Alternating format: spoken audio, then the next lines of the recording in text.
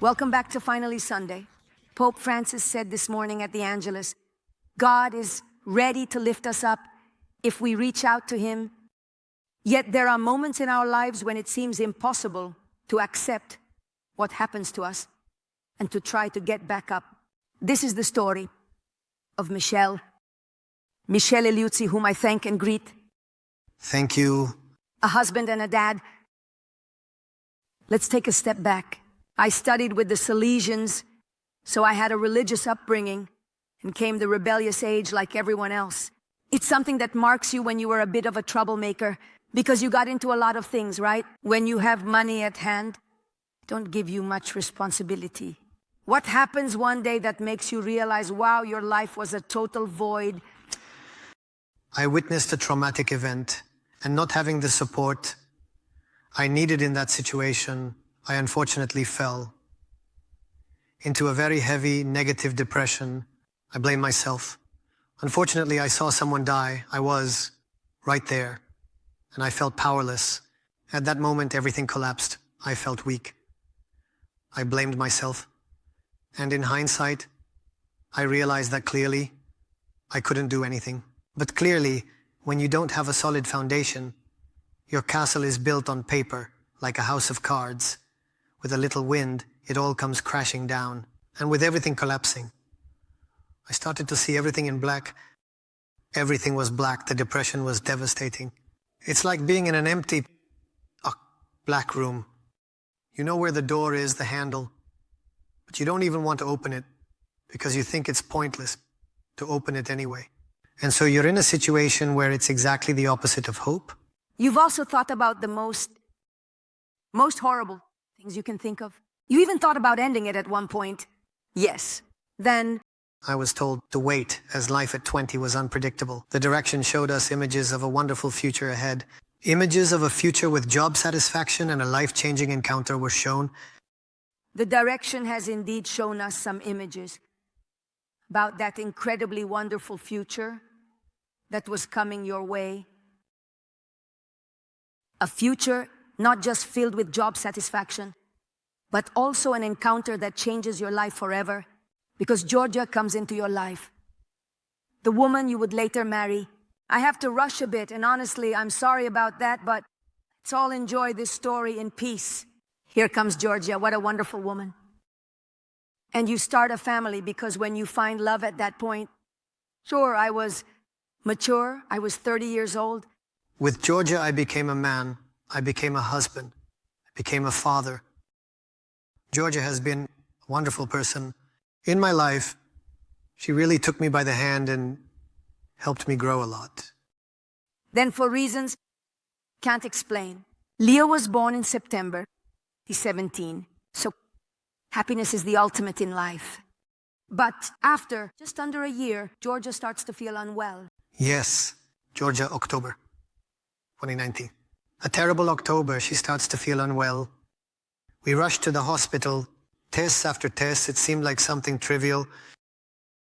The first 22 days in the hospital, tests after tests, until, unfortunately, 2 doctors called me into a small room. You start to expect something because clearly when they don't give you results after 22 days, you begin to think something's wrong. And they tell me, unfortunately, your wife has an incurable illness, stage 4. It was October. And it will be a miracle if she makes it to Christmas. Did that rosary you learned to pray help you, or did you say God doesn't exist? Yes, the first reaction, humanly speaking, was to scream again at the sky, without ever being blasphemous, of course. But how could this happen? You pulled me out by my hair in a terrible situation. And now you're putting me in a situation that's paradoxically even worse than before. And so there aren't even words to describe what I felt inside. I felt crucified. I felt stripped bare. I felt devastated inside. With Giorgia, we looked at each other and said, what do we do now? This event is too big. We can't handle it. The only thing we could do was surrender. Both of us are people of faith, so we said, let's trust in the Lord. We decided to make our story public. We shared it. We put it online. to seek help, prayers. Michele, the usual reaction to these things is to shut down. Yes. You did it because you probably understood that that experience of suffering wouldn't be in vain. To ask for help, you realized you had to be close to your wife and your son. You should have closed the business. And something impressive came when we talk about the love that comes from suffering. This is it. Because when we saw those images earlier, if the director can show them again, I'd appreciate it, of a carol sung in front of some windows. It was the last Christmas. Georgia's Christmas. Look here. Georgia could no longer go out, but all your friends were outside saying, "Look, baby Jesus is born for you too." Georgia would pass away, on January 18th. What happens at the moment of death? Because I believe that's something important to share. So, on the morning of January 18th, it was still 4:30. I got up, I was in the room with her, I walked through the hospital corridors, looking for where the nurses and doctors were. And I still couldn't find peace. I kept saying, "But can't we do more tests?" She was already in a vegetative coma. So there was really no scientific possibility of returning to at least some health. And so I still couldn't find peace. The moment I step out of that little room, I start to feel a strange calm inside me. I begin to understand that this will be the day that is inexplicable. The day Georgia will go to heaven. So I go to the bathroom, I wash up in the hospital room's bathroom, I shave, I get myself looking nice, because that day was an important day. It was the day I knew my wife would go from her earthly groom to her groom in heaven. This was clear to me, so I got ready. We still had a WhatsApp group among friends and family because every time it was, "How's Georgia? How's Georgia?" I created the group to keep everyone updated. And so that day I wrote, "We are ready. The lamp is lit, and the oil is with us. We are waiting for the arrival of the groom." And you decided to dress her as a bride so she would be as beautiful as you. For the good Lord. From that moment on, Michele, with this child, imagine this story, because Leo is an important presence in all of this. Absolutely. After the pain that everyone can imagine, anyone who's been through it can only guess what you've experienced. You decide to make this testimony public. Yes. We get to May, where among many things, you share this one. Do we want to see her in search? Of course. It was a true resurrection mass, a moment of joy and celebration. I remember reading some lines where I said to everyone, "Don't be afraid, this won't end here." Today, we are not here to celebrate death, to celebrate sadness or pain. Today we are here to celebrate life, love, and Jesus' victory over death. We are here to celebrate a party, not to be sad. And I don't curse, I'm not angry because someone might think that they took her away from my life. It's not that I'm not angry with him. I will thank him for the rest of my life because I had the chance to know her and the opportunity to have her in my life because she definitely made my life richer. Yes, I started to understand that I could once again be open to life.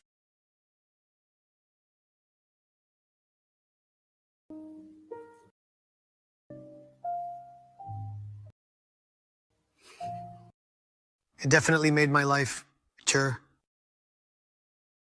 Yes, I started to understand that I could once again be open to life. It was a process, clearly. A few days, a few weeks have passed, and I understand that life is a gift, and being a gift, it should be lived. Michele, such great suffering with such an extraordinary woman. I'm sorry that I maybe couldn't bring out the figure of Georgia, who was a woman who literally surrendered herself to God. Can it immediately reconcile with being open to life? Explain this passage. Some of us, more narrow-minded, might already imagine that they found comfort quickly.